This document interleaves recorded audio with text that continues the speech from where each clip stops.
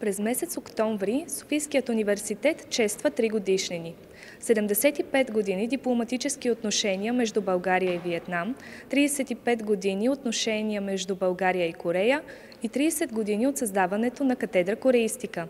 По този повод в ректората се провежда Международната конференция Корея. Един полуостров, множество измерения, предизвикателства, взаимодействия и перспективи. Какво най-много ви радва, като погледнете назад към тези 30 години кореистика в България? Студентите. Студентите винаги най-много са ни радвали с техните постижения. Всъщност постиженията на нашата катедра се дължат на постиженията на студентите и на техните преподаватели, разбира се. И че виждаме развитие, че виждаме промяна, че виждаме динамика през всичките тези години. Кои са основните акценти в програмата на събитието? Тя е доста богата програмата, която сме замислили и основни акценти, всичко е акцент. Ще има най-разнообразни сесии, свързани както с език, езикознание и литература, така и с история, култура, общество, политика, дипломация. Събираме учени от повече от 15 държави, от най-разнообразни профили, които са обединени на своите научни интереси, търсения и занимания, свързани с Корея. Какви акценти? Ще има и 3 кръгли маси съпътстващи. Твърде интересни смея да твърдя. Едната е ориентирана към корейската диаспора в и извън Корея. Проблема за миграциите. Ние имаме корейска диаспора в България вече от дълги години. Има още 2 кръгли маси. Едната е посветена на киното, на прочитите на своето и другостта. И трета кръгла маса, ориентирана към Северна Корея и по-специално към един социокултурен прочит на това общество. Как да говорим за Северна Корея? Заедно в и отвъд терена. Това са акцентите. Всъщност е празник. Акцентът е, че се опитваме в рамките на тази научна среща, която сме замислили, да се получи един истински празник, защото 30 години определено ни радват. Какво е значението на международното участие в конференцията? Като за всяка една академична изява в Софийския университет, винаги международното участие показва признание и уважение към нашата школа и към това, което нашата катедра, студенти и преподаватели правим през всичките тези години. Как обучението по корейски език и култура сближава България и Корея? Знаете ли, за сближаването на 2 държави и 2 култури, винаги основното са хората, сближаването на хората, свързаността между хората.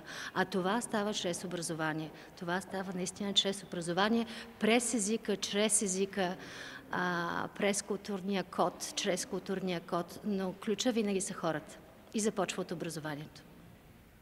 Как виждате кореистиката след още 30 години?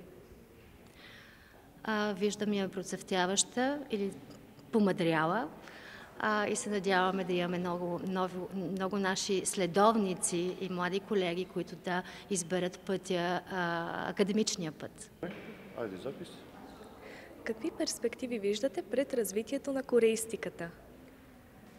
Когато аз започвам да преподавам корейски език, повечето студенти имаха желание да учат корейски език, но като започват да учат, те знаят, че трябва да учат икономика, история, литература, разни неща и от това те много бяха разочаровани, че няма да могат да се справят.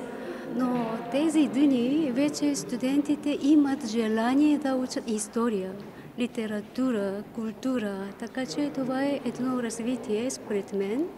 Не само това, има и студенти, които биха искали да станат преподаватели и за това те учат и педагогика и те се подготвят и искат да преподават корейски език в училища също. Така че има голямо развитие в кореистика. И аз мисля, че събитието е много важно, защото почти през като 35 години между Корея и България ние имахме като отношение много добре, не само образование, дори като бизнес или между като страни също, като правителството.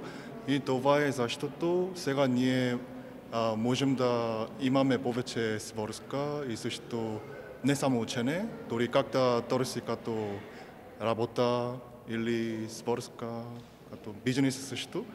И това е защото днес е много специален ден.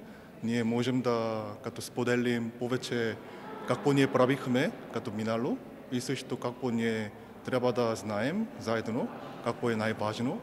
И също сигурно мисля, че като между нас ние имаме повече като свързка. Да, не само в България, дори в Южна Корея също. И дано днес ние ще разберем и също търсим по-добре неща. С какво ви обогатява обучението по корейски език? Възможността аз да замина за Корея и там за да продължа моята магистратура и моето обучение. Именно с корейският език аз бих могла там, за да уча не на английски език, а директно на корейски. Какво най-много ви впечатлява от корейската култура? Може би историята им, тъй като доста добре знаем историята след Втората световна война и тяхното уникално развитие, което те са постигнали. И аз се възхищавам именно на това. Възхищавам се на техните традиции, тъй като те са доста по-различни от тези, които имаме в България и изобщо в Европа. И за мен са много интересни. Аз много харесвам и да изучавам тяхната култура. Аз от няколко години преди да запиша имам интерес свързан с корейската култура, история и вече малко по-надълбоко към Азия реших да квалифицирам в корейски език. Аз много се влюбих в езика, най-вече когато гледах филми и сериали. Оттам започна за мен и избрах Кореистика. С какво ви обогатява обучението по корейски език?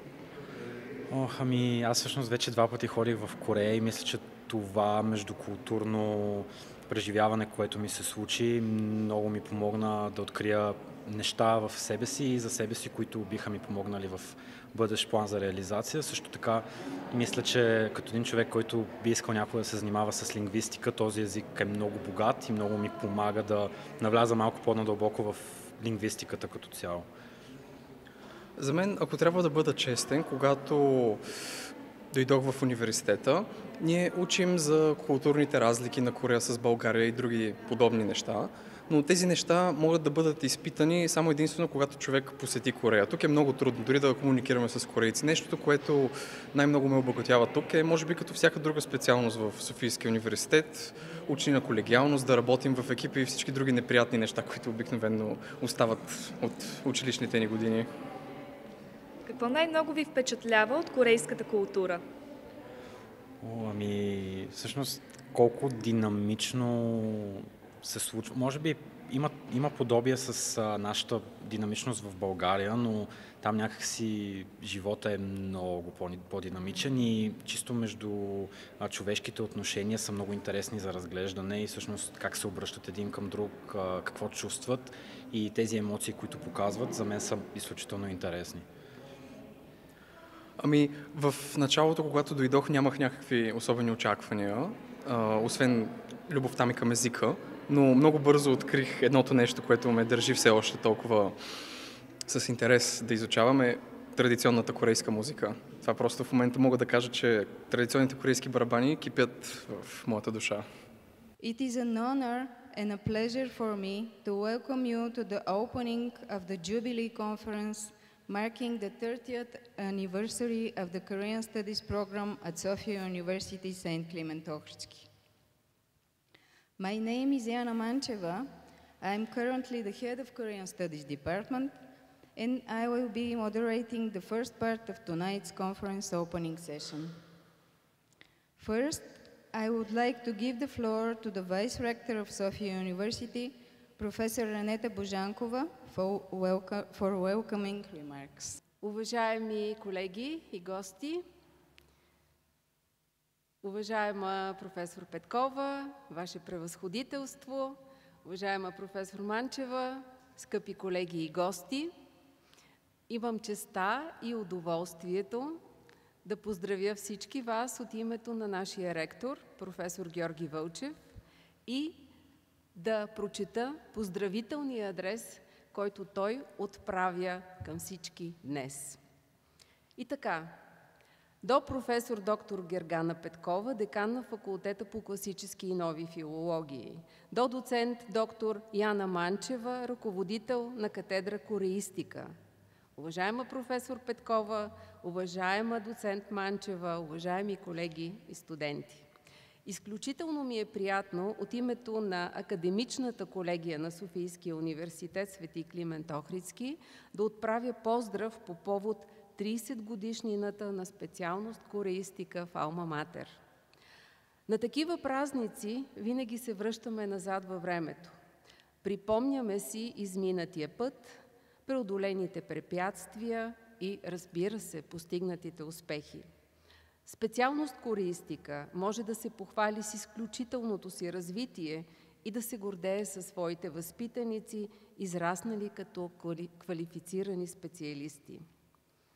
Изминалите 3 десетилетия достатъчно ясно показват колко важно е мястото на тази специалност в нашия университет и как владеенето на чужд език, познаването на културата на другите народи е своеобразен мост, който обогатява нашия свят, скъсява географските разстояния и ни прави по-близки.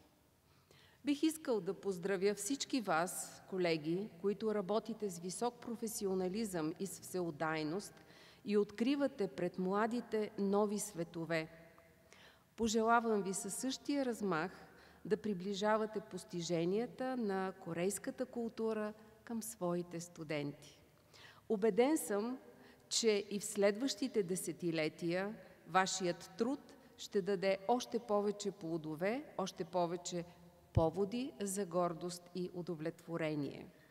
Обръщам се и към студентите, избрали специалност Кореистика. Вие, уважаеми колеги, сте избрали знанието, не спирайте да го търсите, да бъдете упорити, търсещи, бъдете последователни и, разбира се, вървете по пътя на вашите преподаватели.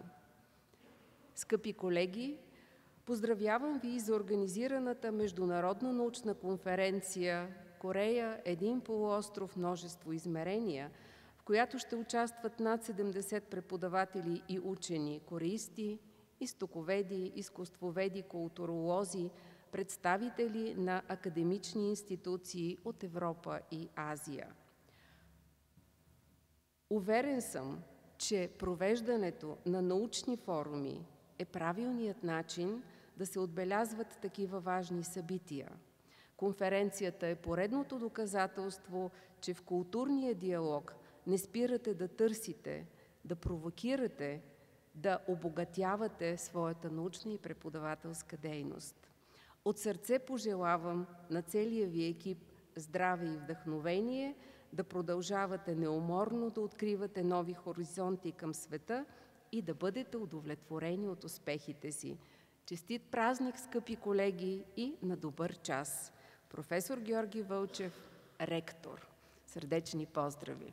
Let me now invite Professor Petkova, Dean of the Faculty of Classical and Modern Philology, to deliver some greeting words. Dear colleagues, distinguished guests and friends, it is my utmost pleasure and honor to welcome you all to the international conference organized by the Korean Studies Department at the Faculty of Classical and Modern Philology.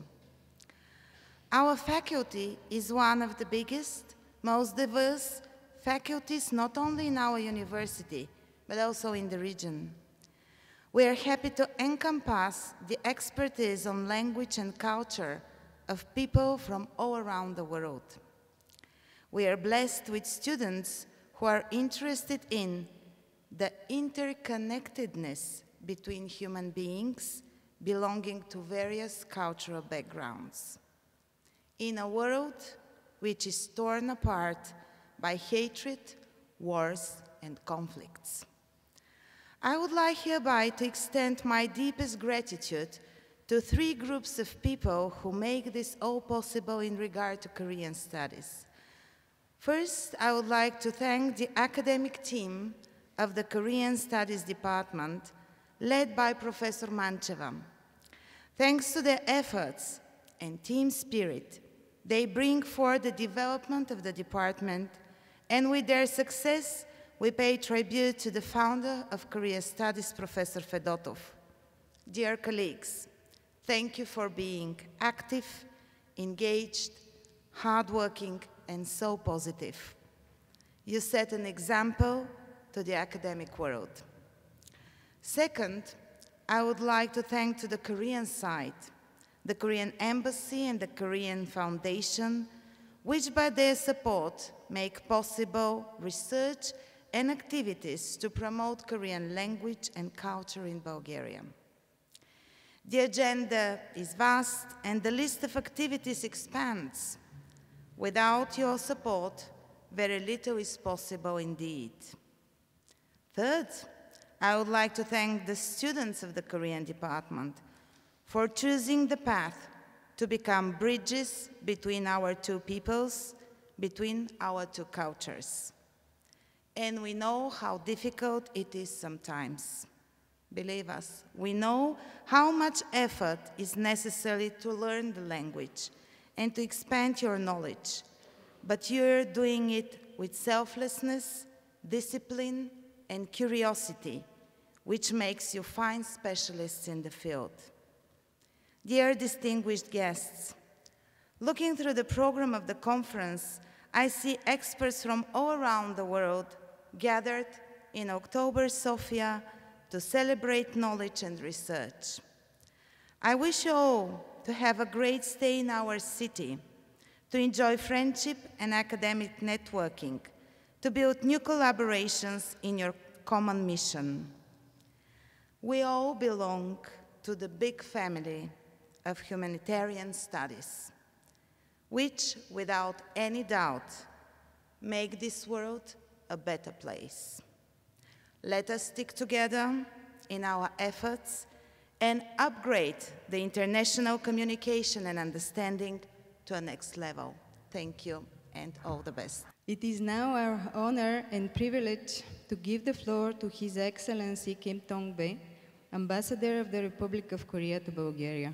Professors, students, and my friends, good evening to you all again. It is my privilege to join you today to share a significant milestone, the 30 years journey of the Korean studies at this prestigious university. As the ambassador of the Republic of Korea, I'm truly honored to witness how far we have come together. 3 decades ago, Sophia University made a visionary decision to establish a Korean studies program. At that time, perhaps few could have imagined the profound impact this would have. The department has now blossomed into a vital hub, fostering a deep understanding and appreciation for Korean language, culture, and history. It has played an indispensable role in strengthening our friendship and exchanges. Think of the countless students who have embarked on the journeys to explore Korea. They are now invaluable cultural ambassadors, connecting our peoples in meaningful ways. I extend my profound gratitude to Sophia University and to the dedicated faculty, both present and past. Your tireless efforts and passion are the very foundation of all the success. Now it is also a moment to look forward. The landscape of Korea has evolved dramatically. From its economic success to the global sensation of K-culture, Korea is now captivating the world. This global interest presents incredible new opportunities for Korean studies. That is why I believe Sophia University and this department are perfectly positioned to lead the way ahead. My embassy will continue to be a steadfast partner and unwaveringly support you. Let's work together to expand this vibrant legacy. To the students, you are the future indeed. Your curiosity and dedication are the driving force that will carry the Korean studies into the future. I strongly encourage you to embrace this unique opportunity. Once again, congratulations on the 30th anniversary, and to all those who have been with this long journey. I wish you great success in the coming years. And before concluding, I extend my heartfelt gratitude to those have traveled quite a long distance from Korea, the Korean professors from the University of Ina University, and Ewha Women's University as well. Thank you very much for your joining us tonight. And also I thank especially the Ambassador Diankov. You have joined tonight here to celebrate this festivity. Thank you very much again. Thank you. Let me now give the floor to Veselin Diankov, Acting Director of Foreign Policy Planning, Information and Coordination at the Ministry of Foreign Affairs. Moreover, he is also our colleague, my classmate, as we both graduated the second class of the Korean Studies program.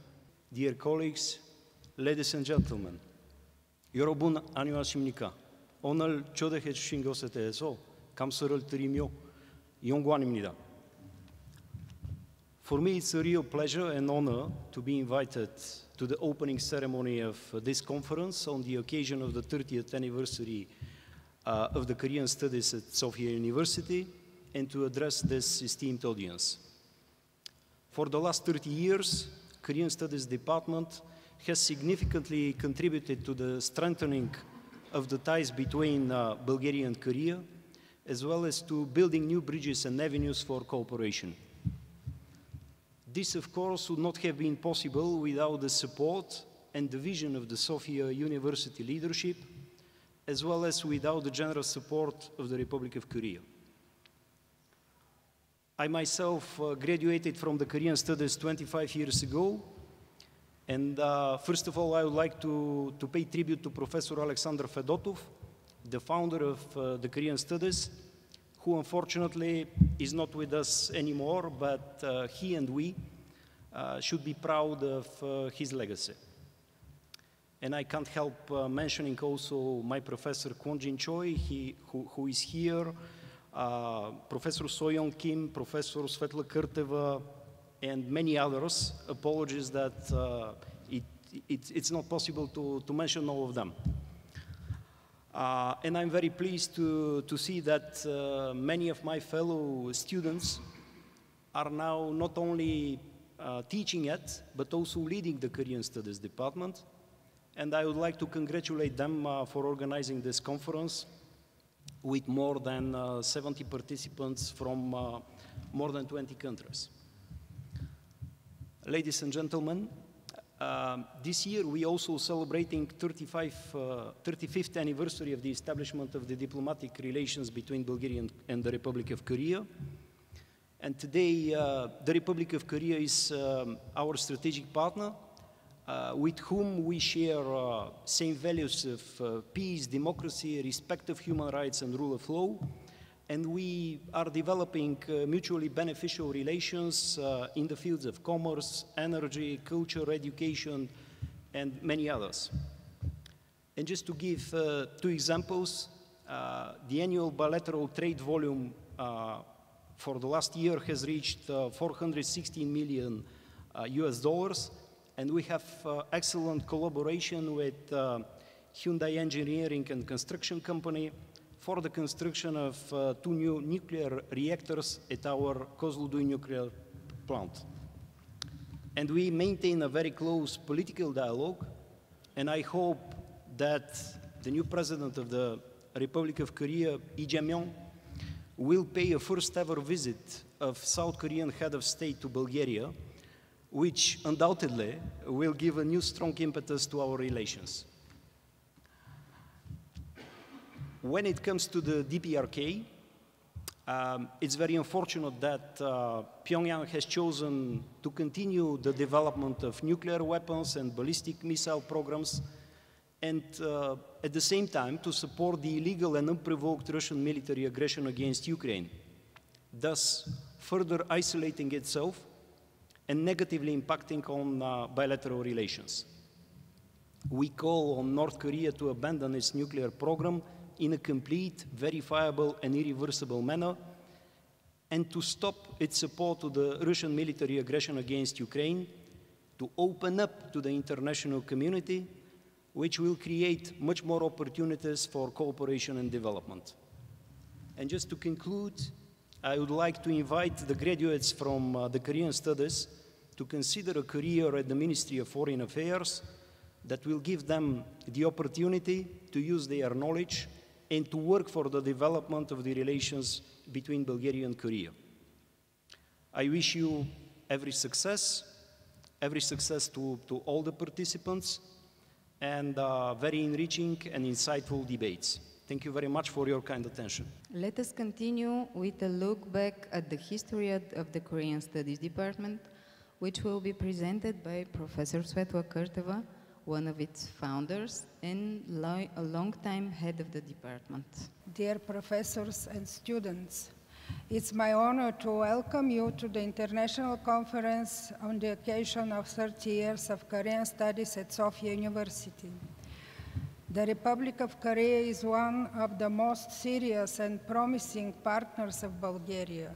The emphasis in bilateral relations is primarily on economic cooperation, but the ties between the two countries are becoming increasingly tangible in other areas of the social, economic, and cultural life of Bulgarians.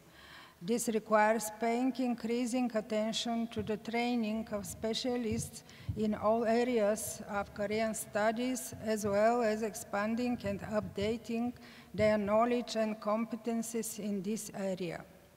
30 years ago, a group of enthusiastic lecturers and faculty members in love with the East and curious to learn even more about it joined their efforts, taking the path of academic research into the then little-known Korea, known by the poetic name, the Land of Morning Calm. This happened shortly after the establishment of diplomatic relations between the Republic of Korea and Bulgaria in 1990. Next slide.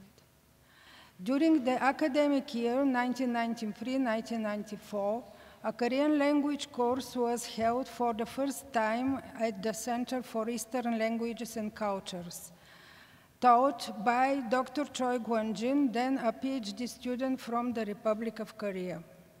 The interest was extremely high, and the course was attended by teachers and students from various specialties. Later, in 1995, a full-time university major in Korean studies was established, which is also the only specialty in Bulgaria accredited to train and grant all 3 degrees of graduation, bachelor's, master's, and doctorate. It initially started as a section within the Department of Languages and Cultures of East Asia, which also included the Japanese and Chinese studies sections. In 2010, the Korean studies section was separated into an independent department. The specialty initially trained students in a 5-year master's program in Korean studies, but later, with the changes introduced in the Higher Educational Act, a 4-year bachelor's program and a 3-semester master's program were adopted. Currently, it comes in 2 versions, for specialists in Korean studies and for non-specialists. The specialty also offers doctoral programs in 2 main philological areas: modern Korean literature and culture, and modern Korean language and society. Next slide.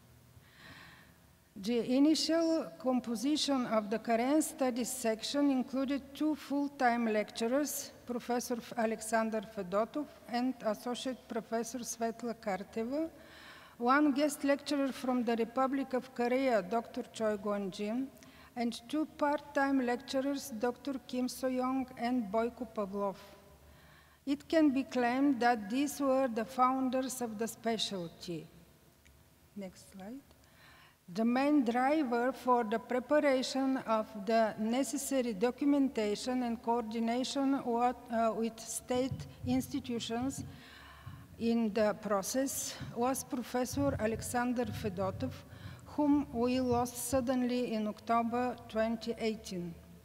He will remain indelible forever in our memory. He was an outstanding scholar, Koreanist and Orientalist, a beloved teacher and dear friend. His work as a scientist and lecturer greatly contributed to the academic development of the department and was a guarantee of high quality. All of us, his colleagues, were and continue to be faced with the challenge of moving forward despite the heavy loss. The active support of the government of the Republic of Korea through the embassy in Sophia was also crucial for the foundation of the Korean Studies major. Next slide. In the period from 1996 to 2010, the academic staff grew, and in 2010, the full-time faculty reached 7. The number of part-time faculty ranged from 3 to 5.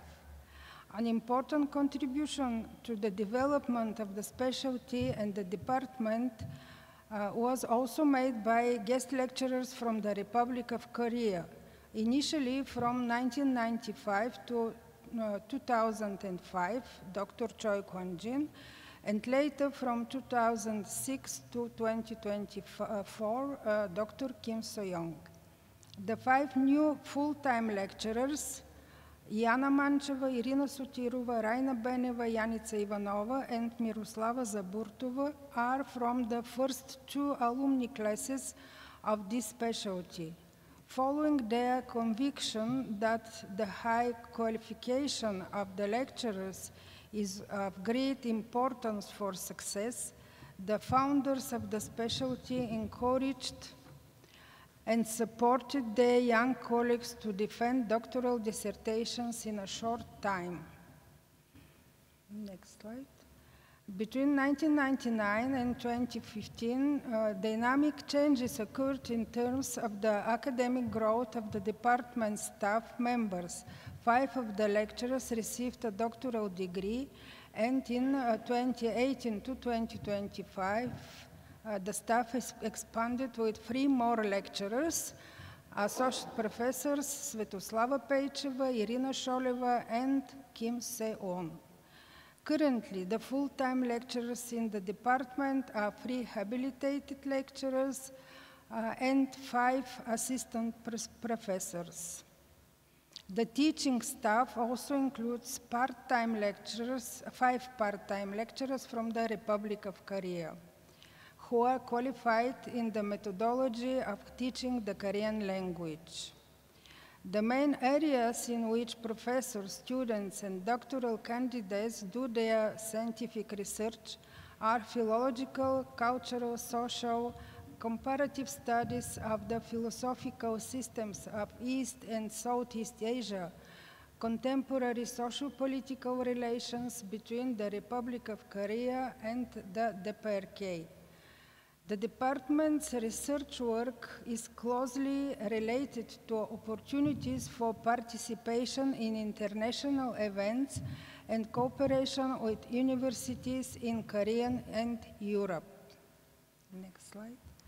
In this regard, an important role in improving the qualifications of lecturers and faculty members is played by specializations and courses abroad, which they have the opportunity to attend. In recent years, the lecturers of the department have undergone specializations in the methodology of teaching Korean to foreigners and have been trained to improve their skills and knowledge at universities in the Republic of Korea.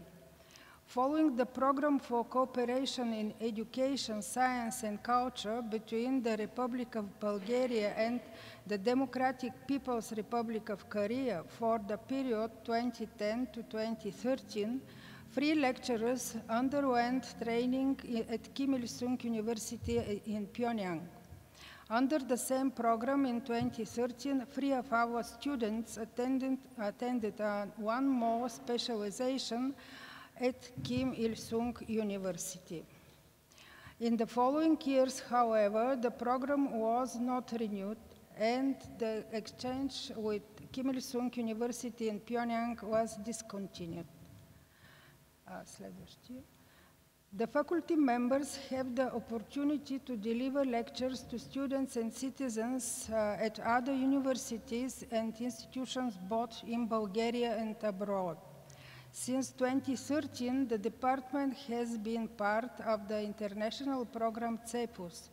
Faculty from the Department of Korean Studies periodically deliver lectures at universities in Prague, Vienna, Bratislava, and Venice. Under the same program, several guest lecturers from universities in Vienna, Venice, Prague, and Ljubljana gave lectures at the Department of Korean Studies.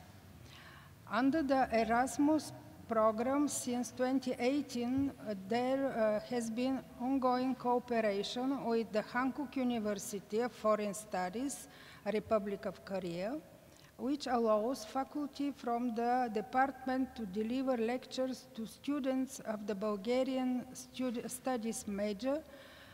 In addition, every year students of the Korean studies major have the opportunity to study at the same university for 1 semester. Thus, in the period from 2019 to 2025, 18 students of Korean studies studied under the Erasmus program at Hankuk University.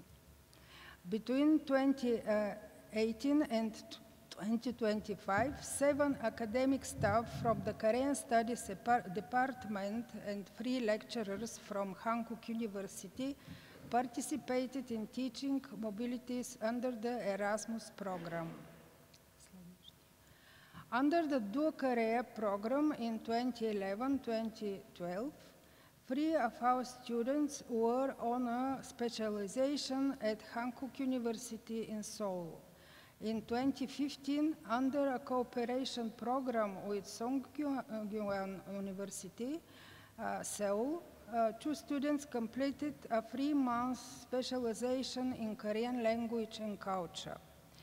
In 2023 and 2024, under the international program EPEL, 6 guest lecturers gave lectures at the invitation of the Department of Korean Studies. The opportunity to get involved in scientific projects is also an important factor in improving the scientific and research work of the teaching staff of the department. Very fruitful was the work on the project Korea and Bulgaria Historical Experience and Systems with project director, Associate Professor Dr. Kim So-young. 8 scientific conferences were held under this project with lecturers from Songyuan University, 4 in Sofia and 4 in Seoul. The papers were published in conference proceedings. The Academy of Korean Studies gave an excellent assessment of the implementation of the project and proposed to the Department of Korean Studies to start work on a new project, study of the archival documents on Bulgarian-Korean relations. The preparation and work on this project began in August 2012 with the collection of materials, the analysis and systematization of which continued within the framework of a new 5-year project with the Academy of Korean Studies on topic establishment of a combined education and research system for road-taking and spreading of Korean studies in Eastern Europe. The aim of the project was to upgrade the level of educational and scientific work and an even wider popularization of Korean studies in Bulgaria. Starting in 2012, by the initiative of the Korea Foundation, the department organized several open seminars for citizens, where all faculty members gave public lectures to teachers from Sofia and other towns in the country, as well as to citizens from different educational institutions. In 2020, the Department of Korean Studies successfully participated in the project Strategy for the Development of Eastern Studies, Korean, Japanese, and Chinese Studies, Problems of the Young Generation in Bulgaria, Korea, Japan, and China. This project was launched by the Faculty of Classical and Modern Philology and led by Assistant Professor Dr. Miroslava Zaburtova. The project was highly prized by the management of the faculty for the excellent results achieved.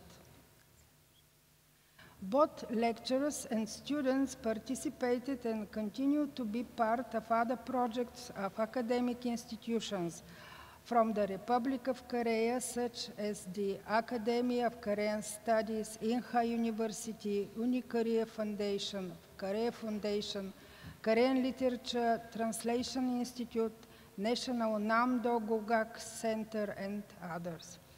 It is worth mentioning the joint work with the Sejong Institute, whose branch in Sofia was established in 2013. Faculty members and students have the opportunity to actively participate in events organized by the Sejong Institute, which contributes to enriching their knowledge and skills in Korean language and culture. Over its 30 years of existence, the Korean Studies major has successfully laid the foundation of the Korean studies in Bulgaria, constantly modernizing and further developing its methods, as well as its areas of research, promoting its program as one of the leading in Europe. Practical teaching manuals and textbooks were published in almost all disciplines for compulsory reading, as well as Bulgarian-Korean and Korean-Bulgarian dictionary. Other materials were printed, among which a large number of translations from Korean into Bulgarian.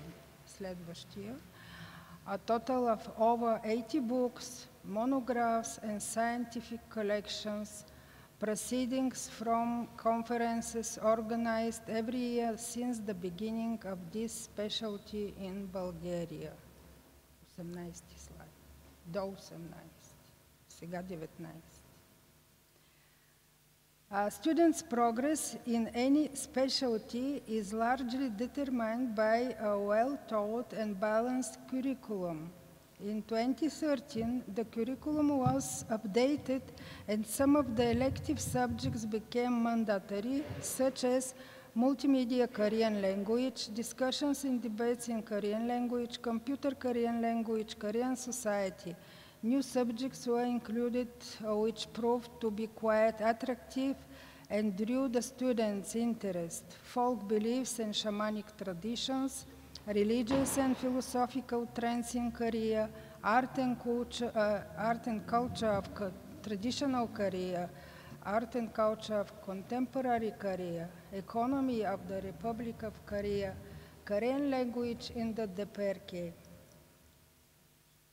New elective subjects were also introduced: Korean for guides, tour guides, traditional Korean music, Samul Nori, Korean theater, Hallyu and the world, Korean calligraphy, topic, etc. A new optional module was offered: pedagogical training for acquiring professional qualification Korean language teacher with teaching practice. These changes contributed to improving the curriculum with up-to-date and attractive academic disciplines. During the period 2015-2024, the Korean Studies major offered training in a 2-semester master's program, Society and Culture of Korea, for narrow specialists.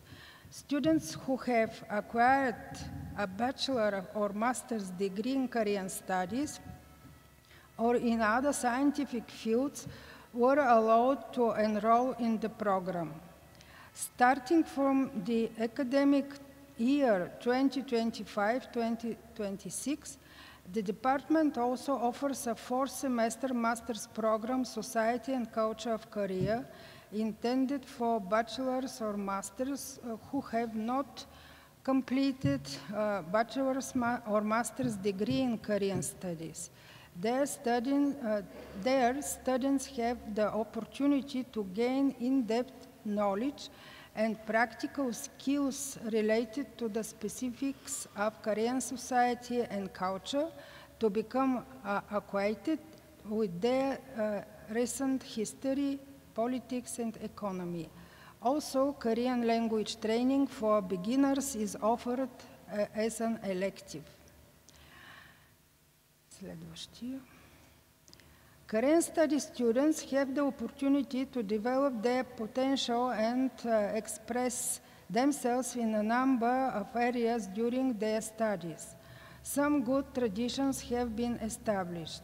Since 2013, 6 public speaking competitions were organized with the support of the Embassy of the Republic of Korea. The jury comprised lecturers from the department, while students actively participated and won prizes. With the assistance of the Embassy of the Republic of Korea, an annual Korean essay writing competition has been held since 2016, which is an excellent opportunity for students to demonstrate their skills.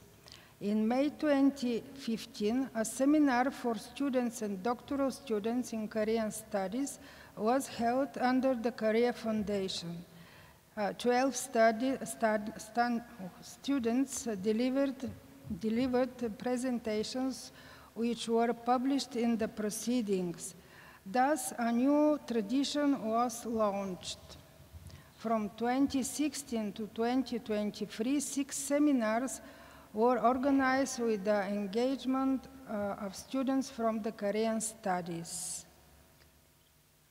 In 2012 and 2013, first-year students presented for the first time the Korean fairy tales, The Story of Chunyo and Hyunbu and Nolbu, which they had prepared during their classes in Korean theater, guided by our guest lecturer, Dr. Kim So-young. On June 14, 2014, together with the Sejong Institute, the department organized the first Korean Culture Day. Students actively participated in the event, presenting the Korean fairy tale Shimcheon, performing traditional Korean music, samul nori, traditional Korean games, etc.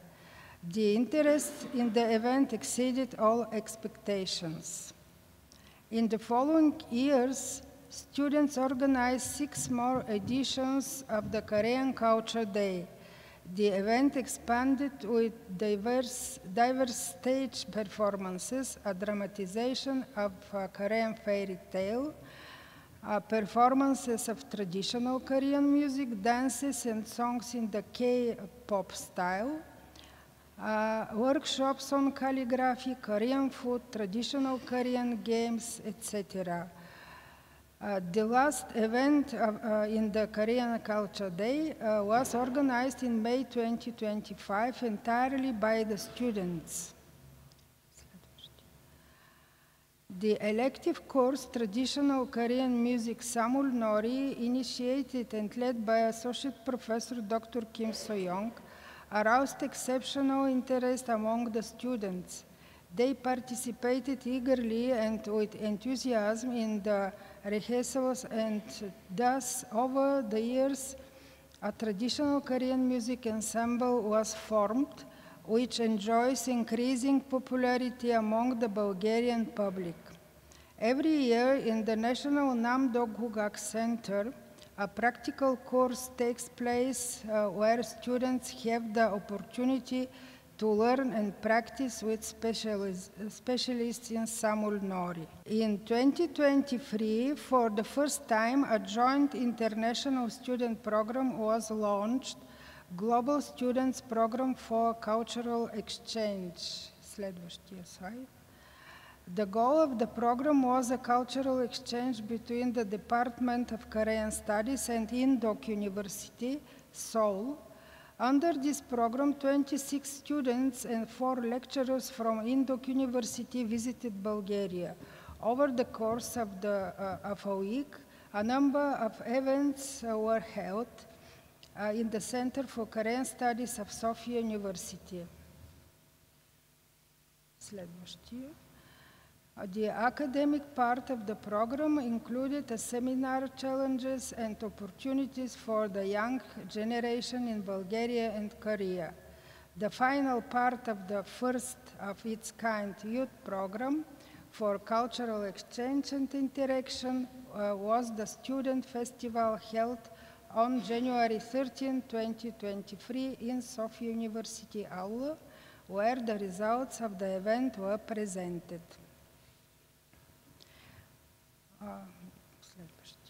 In order to expand cooperation in the field of education and culture, agreements were signed between the Department of Korean Studies, the Center for Korean Studies, and other universities in the Republic of Korea, including Sungguan University, Indok University, Inhua University, Sojong University, Inha University.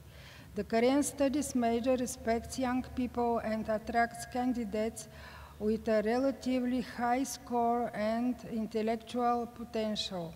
It is among the most competitive majors at the Faculty of Classical and Modern Philology.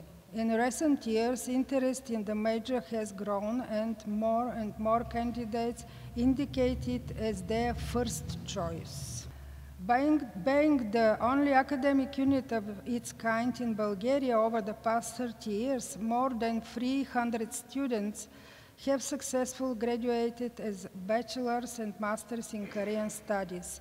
Some of them have already started their professional career in science and education as lecturers and teachers of the Korean language and Korean studies in the field of diplomacy, in government administration, culture, private business, and trade. Over the past 30 years, we have had both difficult moments and serious challenges, but we have always tried to keep a high profile. All our accomplishments, as well as the confidence to develop as an academic specialty and department, are due to several factors, which are the visionary strategy of the academic leadership of Sophia University St. Climent Охридски over the past 30 years, both concerning the creation of the specialty and the support provided, for which I express my gratitude to the current rector, Professor Dr. Georgi Volchev, and to our Dean of the Faculty of Classical and Modern Philology, Professor Dr. Gergana Petkova. Another factor is support that the Korean government and educational institutions have provided us in different forms for the development of Korean studies. In 2003, with the financial support of the government of the Republic of Korea, the Center for Korean Studies and Library were built. A large part of the library's book collection is from donations of different institutions in the Republic of Korea. Therefore, on behalf of all colleagues, I would like to express our gratitude to the government of the Republic of Korea, to His Excellency Ambassador Kim Dong-hwe. An equally important factor is the dedicated work of our colleagues from the Korean Studies Department, full-time and part-time Bulgarian and Korean professors and lecturers, as well as our guest lecturers from the Republic of Korea. Each of them has made an important contribution to the formation of our strong and productive team. I thank everyone for their excellent work in maintaining high standards of academic education in Korean studies. I would also like to thank our students and our graduates who represent Korean studies in Bulgaria and are the most valuable bridge between the past, present, and future of Bulgaria and Korea. I wish success to all conference participants. Thank you for your attention. I would like to give the floor to two people without whom the program might not exist, or at least would not be the same. They are also two of our very special guests at this conference, Professor Choi and Professor Kim. 안녕하세요. Здравейте. Good evening. Distinguished guests, colleagues, students, and dear friends, when I received the invitation to join this celebration of the 30th anniversary of the Department of Korean Studies at Sophia University, I was overjoyed and deeply honored. Among all the invitations I have received in my life, this one is truly one of the most meaningful and rewarding. My heartfelt thanks go to the professors of the Department of Korean Studies who so kindly invited me to return to this special place. Looking back on my life, I feel there are two things I am most proud of. The first is giving birth to and raising my two beloved sons here in Bulgaria. One of them is here now. And the second, equally precious to me, is coming to Bulgaria. I learned the Bulgarian language and dedicated my life to teaching Korean language and culture. When I taught the very first Korean language class at Sophia University 30 years ago, I was filled with both excitement and nervousness. I could not have imagined how much this department would grow. Today it stands as a leading center of Korean studies in Europe with the largest number of dedicated professors and a well-structured, comprehensive program that sets the standard of Korean studies, education, and cultural exchange. Seeing this makes my heart swell with pride and gratitude. To my former student who overcame the challenges of learning Korean, and to my colleagues to share with me the joy of Samulori and the beauty of Korean culture, I offer my deepest thanks. You have been my companions and my inspiration and my family for 34 unforgettable years. Although I now live and teach in Korean University, Bulgaria will always remain my home of the heart. Among Koreans, Bulgaria is well known for its roses and yogurt, a truly wonderful combination. Roses symbolize beauty and fragrance, while yogurt represents health. When I lived here, many Bulgarians asked me why I choose not to return to Korea. Without hesitation, I always answered, because of my work at Sophia University. I loved my job and cherished the time I spent teaching and playing 사물놀이 with my students and the members of 소형 사물놀이. I will never forget the warmth, friendship, and memories I found here. Congratulations on 30 remarkable years of Korean studies at Sophia University. May the coming decades bring even greater achievements, deeper friendship, and continued cultural bridges between Korea and Bulgaria. My heartfelt appreciation goes to the academic members of Sophia University who has always supported Korean studies, and to all professors, especially Professor Svetla Kurteva and the late Professor Alexander Fedotov, and the student of the Department of Korean Studies. 감사합니다, 여러분. Good evening, everybody. I'm Professor Choi Kwon-jin, who was mentioned several times in the dissertation, in presentation made by Professor Kurteva. And it is really a great pleasure, and I really feel emotionally a little bit feel nervous, but at the same time I feel great joy to be here, to be invited in a very historical event.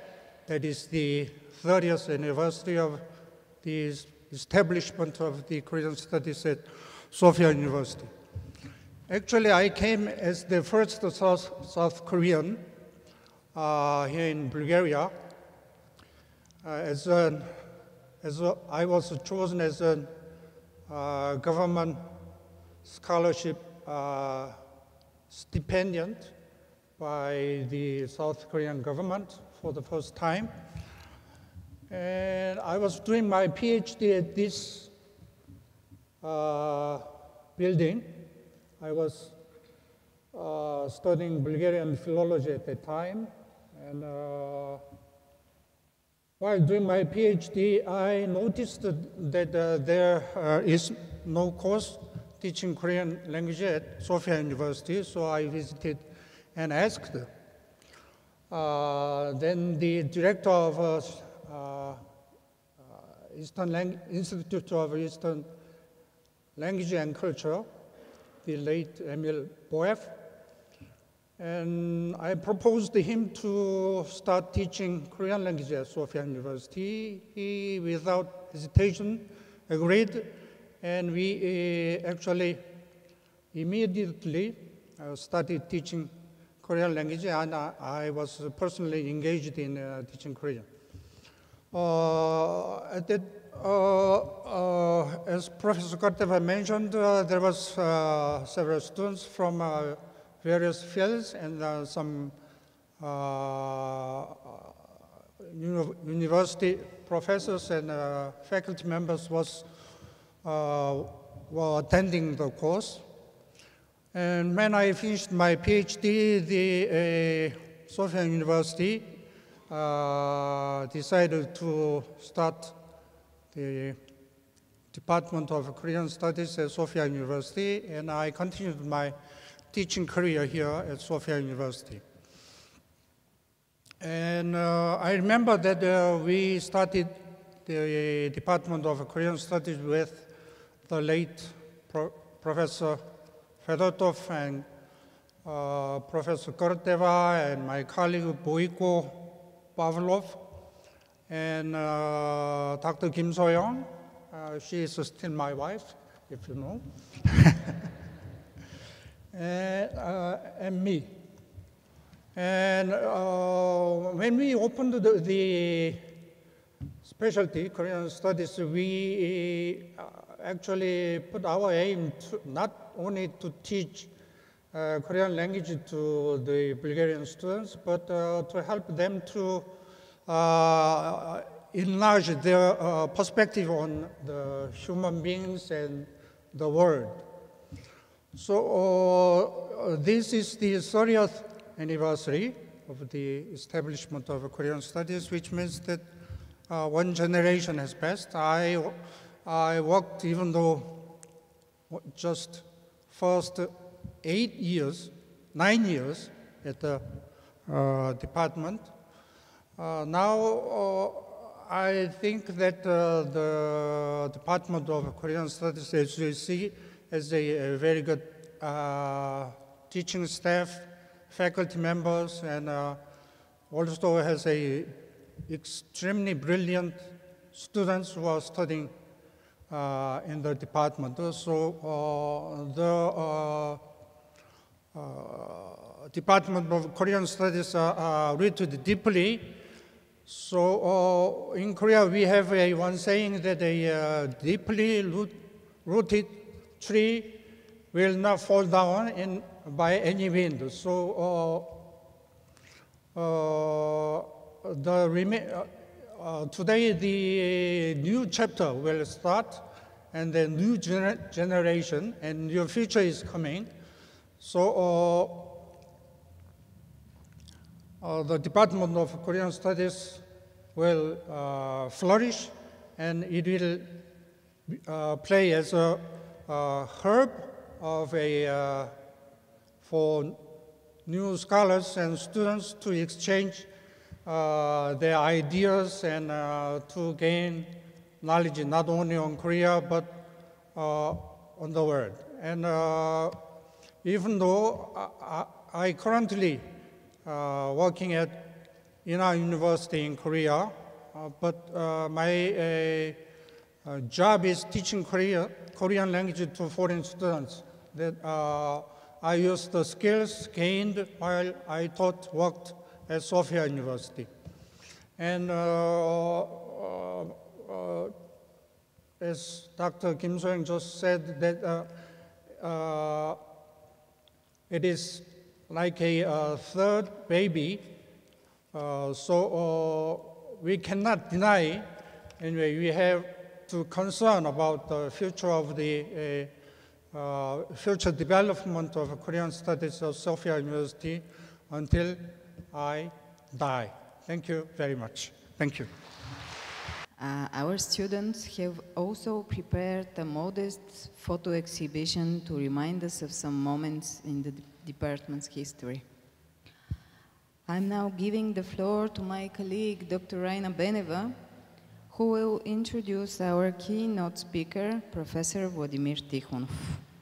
Dear colleagues, chers collègues, дорогие коллеги, 친애하는 동료 여러분, 귀빈 여러분, it is an honor and privilege to present Professor Vladimir Tikhonov, well known to most of us. We are pleased to welcome him for the second time at Sophia University to deliver a keynote speech and to have the chance to draw on his expertise and insights. Professor Tikhonov is among our very special guests at this conference, and there are many. Among them are Professor Olivier Belblé from Aix-Marseille University, head of Korean studies there and a specialist in the history and typology of Chinese Korean and Korean languages and scripts.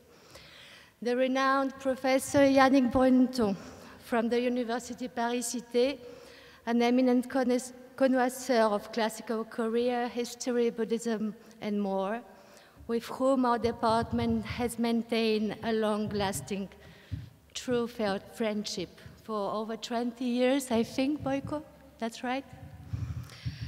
Professor Adrien Carbonnet, head of the Center for Korean Studies at Katholieke University Leuven in Belgium, specialized in modern and contemporary diplomatic history of Japan and Korea.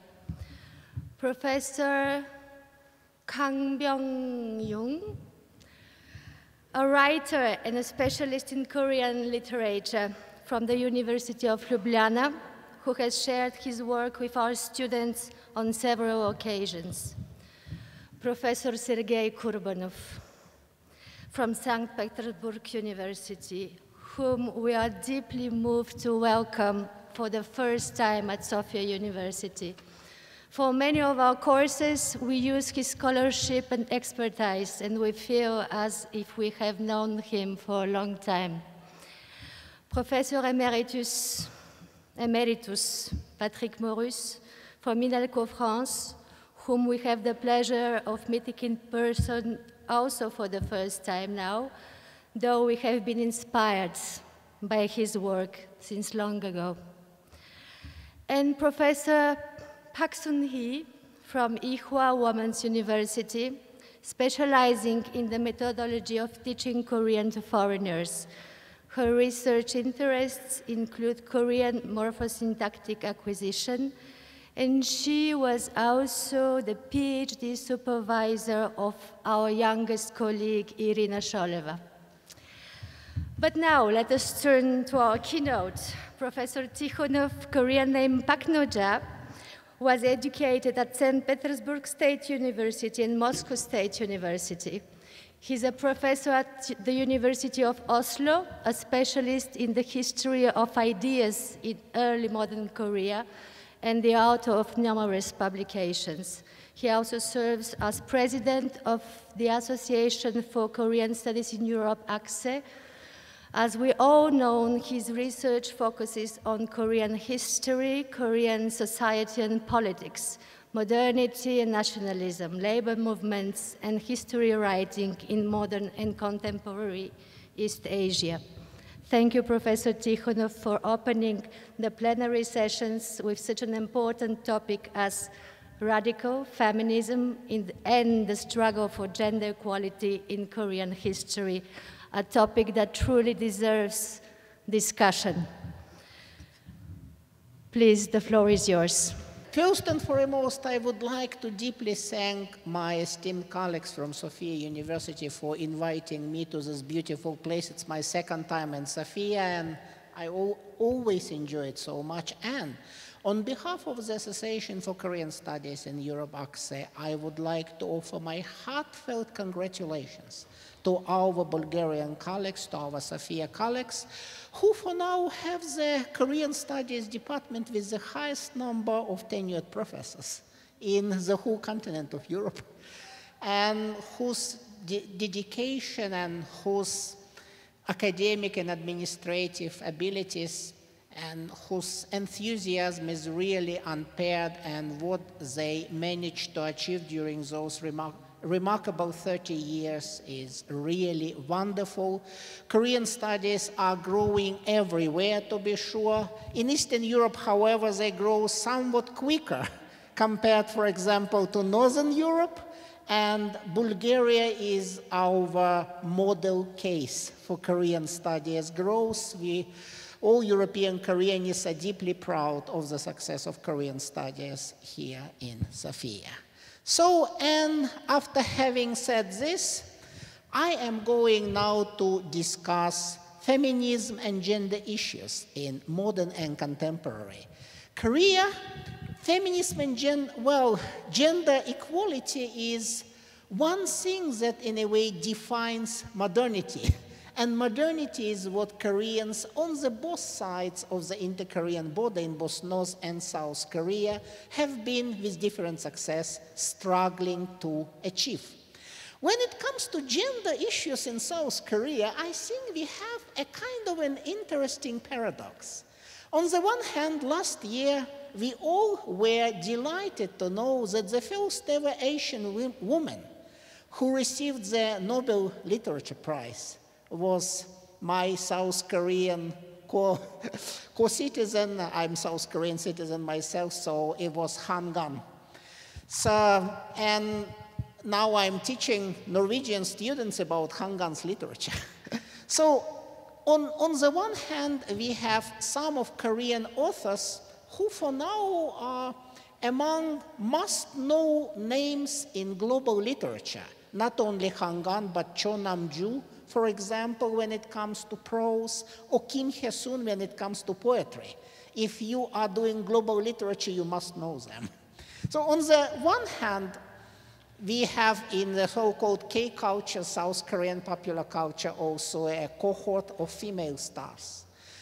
On the other hand, we have also situation in South Korea where pay gap, gender pay gap, that is the difference between the average salary of women and men, is the highest among OECD member countries. On average, South Korean women only earn around 70% of what average South Korean men earn. And from the viewpoint of gender equality, of course, it's deeply problematic. So what I will try now to offer you is a short introduction into the history of gender equality movement in Korea. And I understand that we are behind our schedule now, so I will try to squeeze myself and not to be too long. I'm trying now to move the slide. Okay, good. No, it still doesn't seem to work. Okay, good, maybe, let's see. Yes, it works now, works much better. Well, in early modern Korea, there were Confucian ideals of model women, virtuous, chaste, deeply faithful to husband and husband's clan. However, we have to remember that those ideas were basically limited to one particular class, scholar, officials, and gentry. Lives of common women were very, very different. We should not define pre-modern, early modern Korean women as simply Confucian virtuous women. The reality was much more multifaceted. And we have some heroines from early modern Korean history, like this famous female trader from Jeju, Kim Man-bok, who were actors, historical actors in their own right, and who were not necessarily so much bound by the Confucian morality, Confucian rules. Things started to change in Korea when it comes to gender dimension in the late 19th century, when the ruling male elites decided that they were social Darwinists. They believed that all the countries are to struggle in order to survive. And they thought that to survive, Korea needs somewhat better position for its women, because the women should teach their male children how to be good citizens. So that's how gender reform started in modern Korea, so that gender equality would help it to survive in the competitive world. Position of women changed since the Cabo reforms in 1894, 1895, and the male progressive writers in their first ever vernacular private papers, like The Independent on Nipsin Moon, were talking about gender equality in that sense that women should become good teachers for their sons and something like house secretaries for their husbands.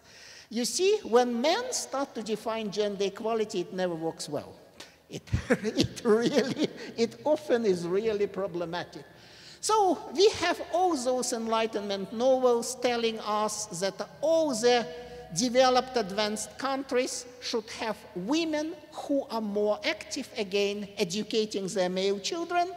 However, at the same time, already in the first 2 decades of the 20th century, in Korea, we can witness a growth of a generation of female intellectuals. They were perhaps still more nationalists, still more Korean patriots than feminists. It's important, however, that female agency was growing in the first and second decades of the 20th century, and female intellectuals were at last becoming a historical actor in their own right. When it comes to real feminism in Korea, you can say that Korean feminism is approximately 1 century old. A story of Korean feminism started in 1920s, and that was actually a heady time for feminism globally. 1920s were the time where women were becoming increasingly independent throughout the whole world. It's when in Europe and America you had those talks about suffragists with the bobbed hair. So, and in Korea we have new women, a new generation of educated professional women who no longer wanted to conform to the rules of patriarchy. Among those new women whose legacy defines still South Korean feminism, we can discern at least three major trends.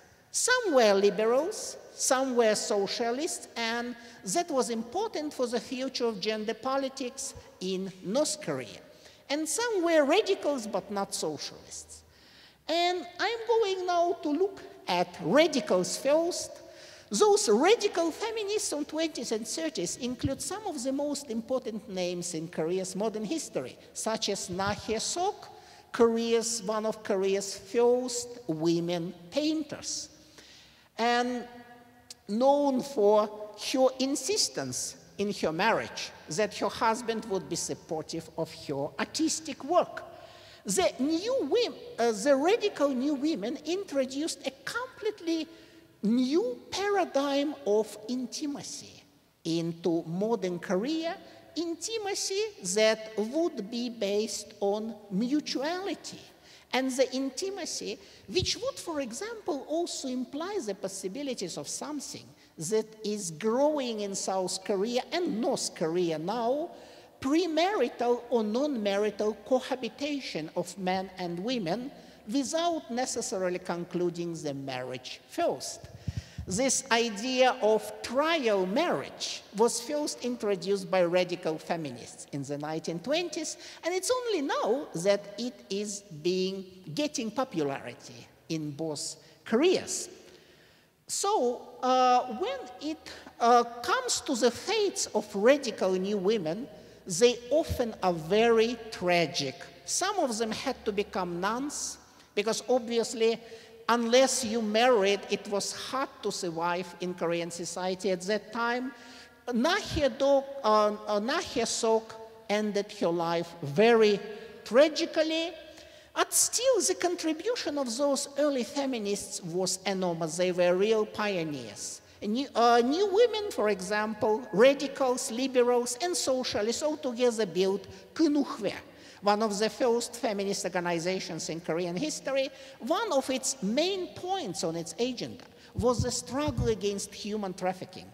And in case of South Korea, the decisive point in this struggle to curb human trafficking only came in 2004-2005, when liberal government of late President Roh Moo-hyun first seriously started to work to stop trafficking in women and counter the sexual trade. So those early feminists were really important pioneers whose ideas very much anticipated the development of gender equality movement subsequently in Korea. Liberals were often US-educated intellectuals, and some of them authored important books which introduced Korea to foreign readership, but they were also often people with certain positions in the society. They had much to lose, and that's why they often would succumb to when it came to the issue of collaboration with the Japanese colonial authorities. Socialist feminists played an important role given the reappearance of socialist feminism in South Korea in 80s and 90s, and the importance of colonial period social feminism for the development of gender policies in North Korea. Most important Korean socialist feminist to remember was Ho Jong-suk, who later became one of the key movers and shakers of gender policies in North Korean history in 50s, 60s, and later. She was married initially to one of Korea's pioneering communists. She made waves by being pregnant even before she was married, and she is known as Korea's pioneering Marxist feminist, because in her writings, you find what today we know as intersectional feminism. Intersectionality, kyochhason, was not the word that existed in the 1920s. It is much more recent coinage. However, if you read through Ho Jong-suk's pioneering writings, you understand that when she was talking about the overlapping yoke of capitalism, patriarchy, and the feudal mores, basically she was talking about exactly intersectionality. She was one of Korea's first female journalists, and she was trying to do everything to enlighten and to empower those women who were not as lucky as her to receive education and to become professionals. She was not an anti-male feminist. There is a very often a charge being posited against feminism that feminists simply hate men. She didn't. She didn't. She had at least 3 husbands and lots of lovers. And she was not against male-female intimacy, but she wanted intimacy on equal terms. She was a very well-traveled woman. She spoke English, Chinese, Japanese, and Russian. She was very critical about many places where she traveled, especially the United States, where she studied at Columbia University. And what is important is that being a part of resistance against Japan, Korean anti-Japanese resistance on Chinese territory, she returned to North Korea to become a high-positioned official. She was North Korea's justice minister, Supreme Court chairwoman, vice speaker, and so on. She was important in introducing what we can assess today as North Korea's relatively progressive gender policies of 50s and 60s. In this way, this legacy of colonial period Marxist feminism is important to remember. Although, of course, in a way you can say that those people lived tragic lives. On the one hand, they dreamt about a gender-equal, liberated world. On the other hand, they had to cooperate with what actually developed into state patriarchy in North Korea for the sake of gender progress. When it comes to South Korea, on the one hand, in South Korea, women actually received voting rights, I think approximately just 2 years after it happened in France. In France, women got their suffrage after the Second World War, and the same happened in South Korea. So South Korean constitution guaranteed the gender equality. From the very beginning, constitutional guarantee was one thing. In reality, society remained very much capitalist, patriarchal. However, 50s and 60s was an interesting period when Korean men were very much eviscerated patriarchs. In a way, the patriarchs without much power in a society devastated by war. So if you like Korean films, and I love them, if you watch all the Korean films, you can find the ones like this, Yosa-Jan, female boss, is a late 50s film about a strong woman who is actually bossing the men around, being a head of her own journal. 1950s saw a situation when up to mid-1960s, the biggest foreign currency income source for South Korean was basically prostitution in the so-called base towns near the US military bases. But it also meant that South Korea's female sex workers had lots of say, since they were hard currency earners. So in fact, they had lots of negotiation power vis-a-vis the authorities, as the recent feminist research shows. South Korea was following the trajectory of capitalist accumulation and capitalist industrialization in 60s and 70s. By the 70s, the state became strong and self-confident enough to try to reinforce patriarchy once again, for example, by policing the ways in which women were dressing. 70s films, and I'm trying to talk more about K-culture, including films, because I know that people love that. So if you watch South Korean films from the 1970s, they often focus on fallen women, on the women who ended up being sex workers and either rescued or not rescued by men. Those films are really introduce a very patriarchal gaze, with the man being given agency and women being more like objects of rescue. However, reality of the 1970s and 1980s was very different. In reality, Korean women had the agency and were very much the makers of their own fate. 1970s South Korean labor movement was largely led by women, and women were much more radical in South Korean labor movement than men. We had sometimes those situations. It's a famous or perhaps unfamous case at Tongil textile factory, when the female trade union activists were assaulted with the excrements, human excrements, by their male colleagues. Of course, the assault was planned by the factory administration, because the women's labor movement was threatening the oppressive patriarchy at the working place. In any case, what I want to underscore here is that South Korean women were not passive victims. They were fighting for better life in 70s and 80s. South Korean women intellectuals were fighting against Japanese sex tourism in South Korea in the 1970s. It was this movement that, in a way, laid the ground for the growth of radical feminism in South Korea.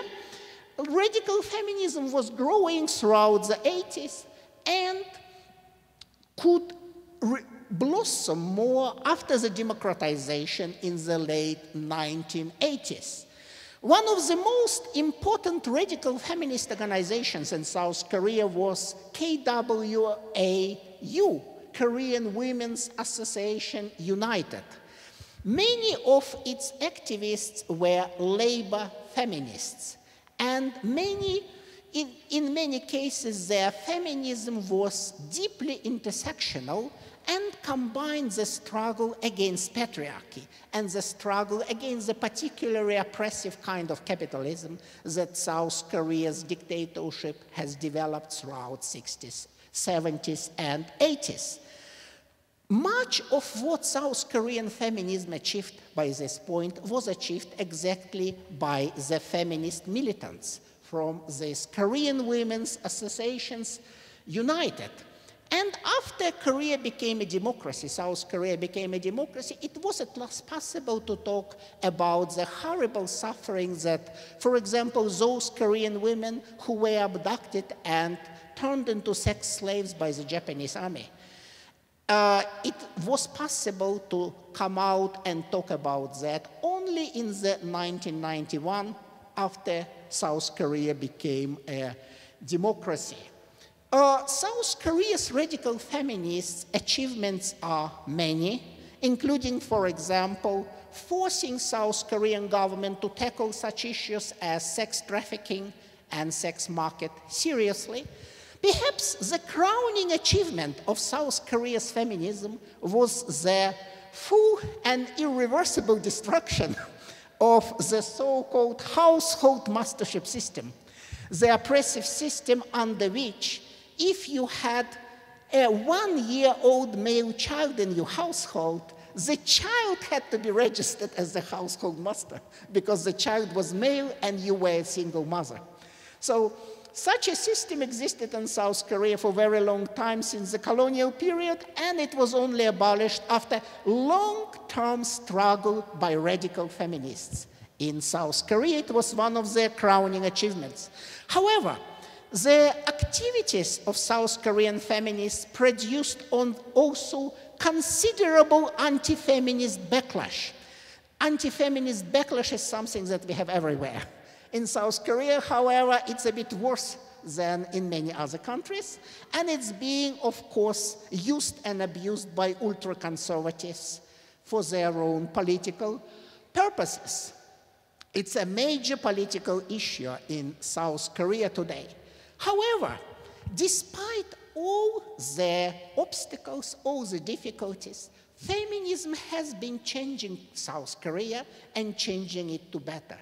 You can feel the influence of those gender pattern changes in, for example, K-culture, which makes Korean studies in Europe, including Bulgaria, so popular. Millions, hundreds of millions, billions of people are watching K-dramas on Netflix those days.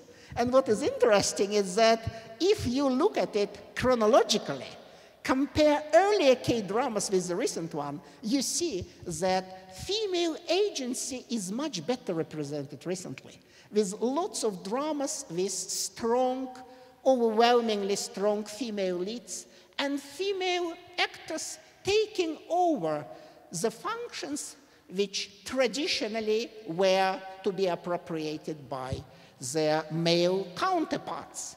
So, however, and another important development is that the very basic structure of patriarchy, the unassailable, hitherto unassailable idea of nuclear family, usually by default a de facto male-led nuclear family, is now being radically reconsidered in South Korea.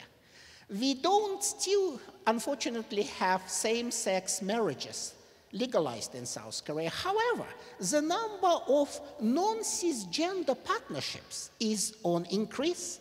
Lesbian partnerships, for example, are being increasingly accepted by broad public in South Korea. And South Korea is the home to some of the most important and globally famous radical feminist movements, like, for example, the 4B movement. Have you ever heard about 4B movement? It stands for the women who don't date, don't have sex, don't marry, and don't give birth together with men. So this is a radical feminist movement which achieved worldwide fame in the wake of the tragic election of Donald Trump to US presidency, when some American women suddenly got interested in radical feminism from South Korea. So there are lots of interesting developments which signal the basic dismantling of the underlying structures of capitalist patriarch society in South Korea. Still, under the neoliberal capitalist model, South Korea is suffering from multiple crises, including the reproductive crisis.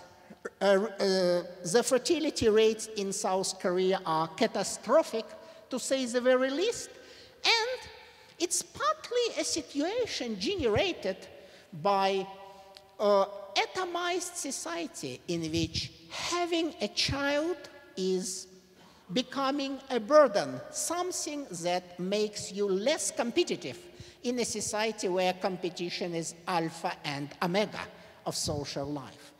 If I am to be allowed to conclude, I'm afraid that we are very much behind our time. What I should say is that the story of South Korean feminism in general, is a story of achievements and remaining challenges. The greatest achievement is that South Korea and North Korea, to a large degree as well, are countries now where gender equality is very much entrenched in the legal system. Countries which gave us lots of prominent, important women becoming the beacons of the struggle for gender equality throughout the world. Yet another important point, as I have said, some basic underlying structures of patriarchy are being increasingly challenged, especially in South Korea.